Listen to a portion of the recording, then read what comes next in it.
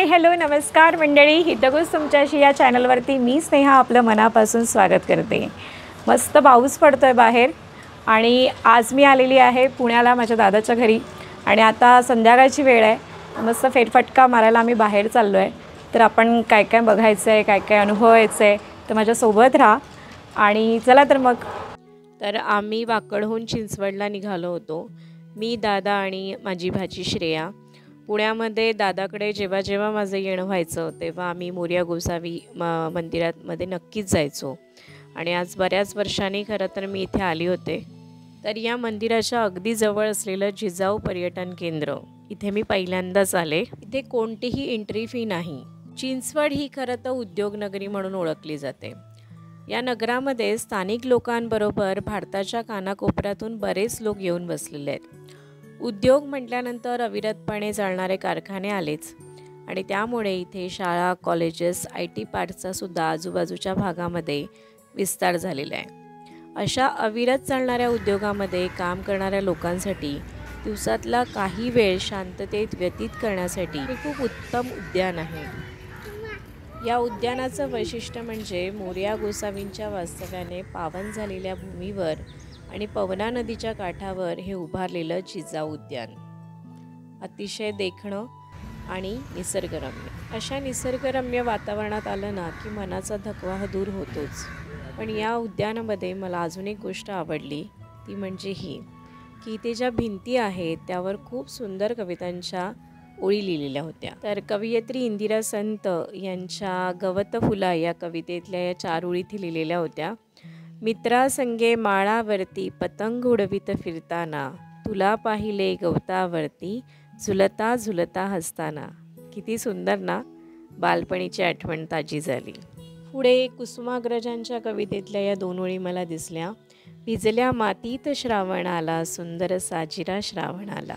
तर या प्ले एरियामधून जेव्हा आम्ही बाहेर पडलो तेव्हा ही सुंदर फुलं, शोभेची आणि सदाफुली स्पेशली दिसली। कितीतरी प्रकारांमध्ये ही सदाफुली होती, ही जी नेहमी आपण कॉमन बघतो, ती एक सदाफुली फिक्कट रंगाची आणि ही पांढरी सदाफुली।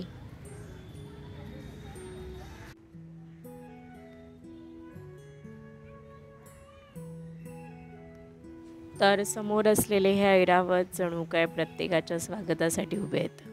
तर हे उद्यान कसं फिरता येईल यासाठी आहे ते दिलेला नकाशा आणि इथूनच पुढे चालत गेल्यानंतर आम्हाला दिसलं हे सुंदर दृश्य। गाईचं वासरू आणि गाय याचा एक स्टॅच्यू आम्हाला दिसला, खूप सुंदर वाटलं बघून। हे गच्च फळांनी भरलेलं हे झाड होतं म्हणून मी हे मुद्दामून शूट केलं। खरं मला माहीत नाही कशाचं आहे, तुम्हाला माहिती असेल तर मला नक्की सांगा।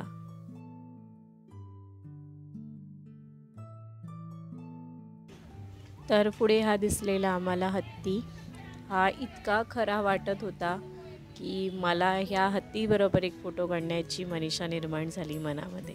म्हणजे हत्तीची ही सोंड, त्याचे जे कान आहेत ते आणि त्याचे डोळे हे इतके खरे वाटत होते ना की मला आश्चर्य वाटलं, हे सुंदर बनवलं आहे।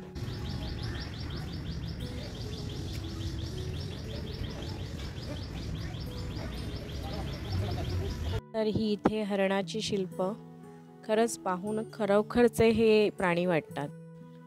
तर हे पार्क तसं बऱ्यापैकी मोठं आहे, इथे लोक चालायला येतात, फेरफटका संध्याकाळचा मारण्यासाठी येतात आणि बरेचसे ग्रुप्स पाहिले मी जे एकमेकांशी आपली सुखदुःख वाटून घेतात।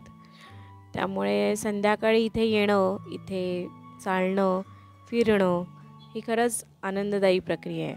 तर इथे हा मी पाहिला एक मोठा जिराफ, खूप सुंदर शिल्प होतं हे। जर तुम्ही या उद्यानामध्ये एकत्र भेटायचा प्लॅन करत असाल आणि तुमचे फ्रेंड्स तुम्ही त्यांना इन्व्हाइट केलं असेल तर इथे खूप सुंदर जागा दिसली मला बसण्यासाठी। अगदी गोल राहूनसुद्धा तुम्ही छान गप्पा मारू शकता। लहान मुलं असतील आणि त्यांना जर खेळ खेळायची इच्छा असेल तर इथे मस्त अरेंज केलेलं होतं हे आणि हे जे खूप छान वाटलं पाहून। मग इथून आम्ही पुढे नदीच्या काठावरती जात होतो आणि तेवढ्यातच आमचं लक्ष गेलं या सुंदर झाडाकडे।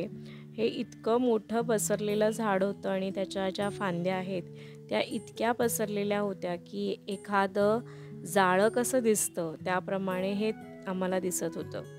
म्हणजे एकाच वृक्षाचं एवढं मोठं पसरलेलं हे छत्र किती सुंदर वाटतं ना।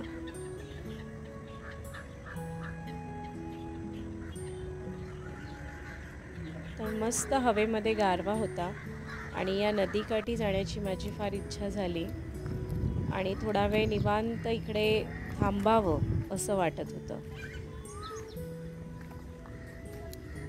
तर श्रेया मला सांगत होती की पाऊस जर जास्त पडला तर बरेच वेळा इथे भरपूर पाणी साचलं जातं। या पायऱ्या ज्या आम्ही उतरत होतो तिथपर्यंत पाणी असतं।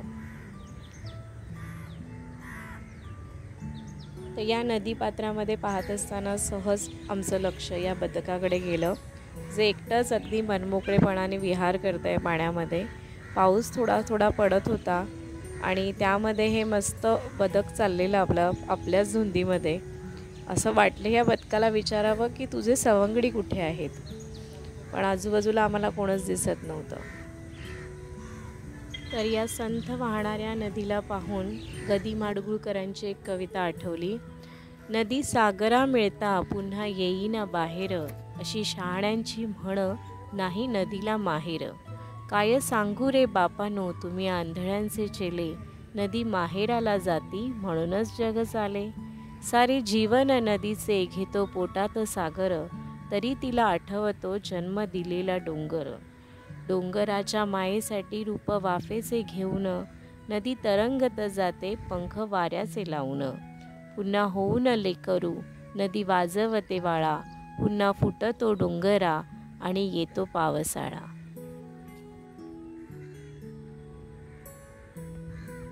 हे आता पुढे आपल्याला दिसतंय ते मोरया गोसावीचं मंदिर आणि ह्याच्यानंतर आम्ही तिकडे गेलो। तर इथून जात असताना मला ही दिसली या भिंतींमधली ही काही शिल्प छत्रपती शिवाजी महाराजांच्या आयुष्यामधले काही प्रसंग इथे याचं वर्णन केलेलं आहे, ती रेखाटण्याचा इथे प्रयत्न आहे।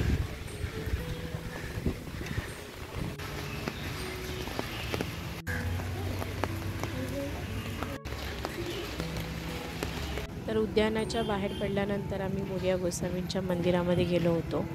इथे दुतर्फा बरीच दुकानं आहेत, त्यामध्ये तुम्हाला प्रसाद किंवा तिथे चढवण्यासाठी फुलं, हार जे काही आवश्यक तुम्हाला वाटतं ते तुम्ही सगळं घेऊ शकता। शिवाय इथे काही पुढे खाण्यासाठी सुद्धा दुकानं आहेत। तर आधी आम्ही इथे दर्शनाला गेलो। बरं, इथे दर्शनासाठी गेल्यानंतर लक्षात आलं की इथे शूट करायला परमिशन नाही आहे, पण अगदी थोडक्यात सांगायचं झालं मोरया गोसावींबद्दल तर श्री मोरया गोसावींचं जे मंदिर आहे ते प्राचीन आणि ऐतिहासिक मंदिर आहे आणि ते मोरया गोसावी यांनी संजीवन समाधी घेतलेली आहे। तर 14व्या शतकातील प्राणपत्य संप्रदायातील ते एक संत होते आणि खूप मोठे गणेश भक्त होते। त्यांचा जन्म पुणे येथील मोरगाव येथे झाला आणि त्यांनी मोरगाव येथे मयुरेश्वराची आराधना केली। अष्टविनायक यात्रेची सुरुवात करण्याचं श्रेयही त्यांना देण्यात येतं आणि त्यांनी पुण्यामधील चिंचवड येथे संजीवन समाधी घेतली। असं म्हटलं जातं की गणपतीने मोरयांना साक्षात्कार करून दिला की मी तुझ्याकरता चिंचवड येथे प्रकट होणार आहे।